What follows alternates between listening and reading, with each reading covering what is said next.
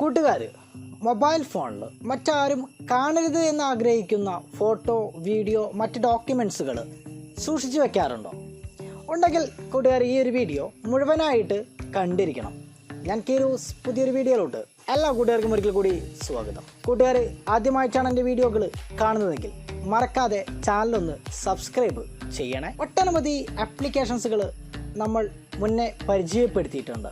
നമ്മുടെ പേഴ്സണൽ ഫയലുകൾ മറ്റാരും കാണാതെ നമ്മളുടെ മൊബൈൽ ഫോണിൽ സൂക്ഷിച്ചു വെക്കാൻ കഴിയുന്ന ആപ്ലിക്കേഷൻസുകൾ. ഇന്ന് ഏറ്റവും നല്ല കിടുവായിട്ട് നമ്മുടെ മൊബൈൽ ഫോണിൽ ഏറ്റവും സേഫ്റ്റിയോടെ കൂടി വർക്ക് ചെയ്യുന്ന ഒരു ആപ്ലിക്കേഷനാണ് റിവ്യൂ ചെയ്യാൻ പോകുന്നത്. നമ്മുടെ മൊബൈൽ ഫോണിൽ ഏത് ഡോക്യുമെൻറ്റ്സ് ആയിക്കോട്ടെ, ഫോട്ടോ, വീഡിയോ, കോൾ റെക്കോർഡിങ്സ്, മറ്റു തരത്തിലുള്ള ഡോക്യുമെൻറ്റ്സ് ഏതായാലും ഈ ഒരു ആപ്ലിക്കേഷനിൽ മറ്റാരും കാണാതെ ഹൈഡ് ചെയ്ത് നമുക്ക് സൂക്ഷിക്കാൻ കഴിയും.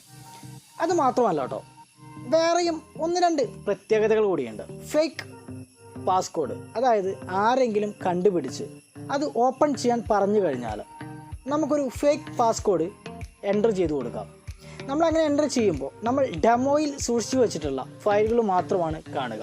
അതിലൊരു ഗുണം എന്താണെന്നല്ല, നമ്മൾ സൂക്ഷിച്ചു വെച്ചിരിക്കുന്ന ആ രഹസ്യ ഫയലുകൾ അവർക്ക് കാണിച്ചു കൊടുക്കണ്ട എന്നുള്ളത് തന്നെ. അതോടൊപ്പം തന്നെ ഈ ഒരു ആപ്ലിക്കേഷൻ ആരെങ്കിലുമൊക്കെ കണ്ടുപിടിച്ച് നമ്മുടെ മൊബൈൽ ഫോണിൽ നിന്നും ബ്രേക്ക് ചെയ്ത് ഓപ്പൺ ചെയ്യാൻ ശ്രമിച്ചു കഴിഞ്ഞിട്ടുണ്ടെങ്കിൽ അവരുടെ ഒരു കിഡ് സെൽഫി, അതുമല്ലെങ്കിൽ ആ ക്യാമറയുടെ, നമ്മുടെ മൊബൈൽ ഫോണിൻ്റെ ഫ്രണ്ട് ക്യാമറയിലുള്ള എന്താണോ അത് ഫോട്ടോ എടുത്ത് വയ്ക്കും. മറ്റൊരു കാര്യം കൂടി പറഞ്ഞിട്ടുണ്ടെങ്കിൽ ഒരാളും കാണാതെ ഇതൊരു പ്രൈവറ്റ് വാലറ്റ് ആണെന്ന് പോലും മറ്റുള്ളവർക്ക് മനസ്സിലാവാതെ ഈ ഒരു ആപ്ലിക്കേഷൻ നമ്മുടെ മൊബൈൽ ഫോണിൽ വർക്ക് ചെയ്തുകൊണ്ടേയിരിക്കും. അങ്ങനെ ഒട്ടനവധി പ്രത്യേകതകളുണ്ട് ഇന്നത്തെ ഈ ഒരു ആപ്ലിക്കേഷന്. ഒരു കാര്യം പറയാം, കൂട്ടുകാർ ഈ ഒരു വീഡിയോ മുഴുവനായി കണ്ടു കഴിഞ്ഞാൽ ഈ ആപ്ലിക്കേഷൻ തീർച്ചയായിട്ടും ഉപയോഗിച്ചിരിക്കും. ആപ്ലിക്കേഷൻ്റെ ഡൗൺലോഡ് ലിങ്ക് ഈ വീഡിയോയുടെ താഴെ വെച്ചിട്ടുണ്ട്. ആവശ്യമുള്ള കൂട്ടുകാർ അവിടെ ക്ലിക്ക് ചെയ്ത് കഴിഞ്ഞാൽ ആപ്ലിക്കേഷൻ ഡൗൺലോഡ് ചെയ്യാൻ കഴിയുന്നതാണ്. താഴെയുള്ള ലിങ്കിൽ നിന്നും ആപ്ലിക്കേഷൻ ഡൗൺലോഡ് ചെയ്യാൻ എന്തെങ്കിലും ഒരു ബുദ്ധിമുട്ട് കൂട്ടുകാർ നേരിടുകയാണ് എന്നുണ്ടെങ്കിൽ ഈ ഒരു വീഡിയോയിൽ പറയുന്നത് പോലെ ചെയ്താൽ മാത്രം മതി. കൂട്ടുകാർ ഗൂഗിൾ എടുത്തതിന് ശേഷം ജസ്റ്റ് kirus.in എന്നൊന്ന് ടൈപ്പ് ചെയ്യാം. ടൈപ്പ് ചെയ്ത് കഴിഞ്ഞിട്ടുണ്ടെങ്കിൽ കൂട്ടുകാർക്ക് ഇതുപോലെ എൻ്റെ വെബ്സൈറ്റ് കാണാൻ കഴിയും. വെബ്സൈറ്റ് ഓപ്പൺ ചെയ്യാം.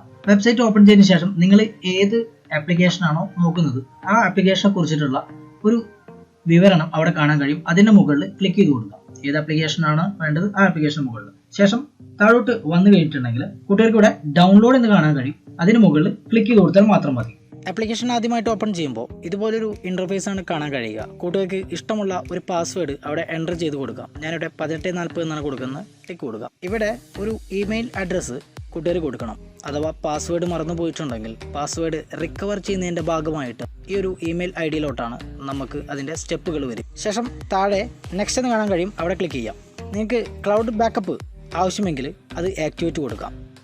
നിങ്ങളുടെ മൊബൈൽ ഫോണ് നഷ്ടമായാലോ ഡാമേജ് ആയിട്ടുണ്ടെങ്കിലോ നിങ്ങൾ സൂക്ഷിച്ചു വെച്ചിരിക്കുന്ന ഡാറ്റ നമുക്ക് ക്ലൗഡ് സ്റ്റോറേജിൽ നിന്നും റീസ്റ്റോർ ചെയ്യാൻ കഴിയുന്നതാണ്.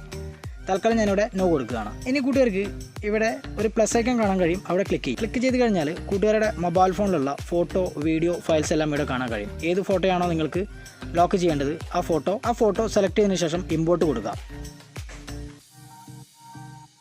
ഇപ്പോൾ നമ്മളുടെ ഒരു ഫയൽ ഇമ്പോർട്ട് ആയത് കൂട്ടുകാർക്ക് കാണാൻ കഴിയും. ഇനി നമുക്ക് ഈ ഒരു ആപ്ലിക്കേഷൻ്റെ സെറ്റിംഗ്സ് എടുക്കാം. കൂട്ടുകാർക്ക് ഇവിടെ ആദ്യമായിട്ട് ക്ലൗഡ് ബാക്കപ്പ് എന്ന് കാണാൻ കഴിയും. ഈ ഒരു ആപ്ലിക്കേഷൻ്റെ ക്ലൗഡ് സ്റ്റോറേജിലോട്ട് നമ്മൾ കൊടുക്കുന്ന ഡാറ്റകൾ സേവ് ചെയ്യണോ എന്നുള്ളതാണ്.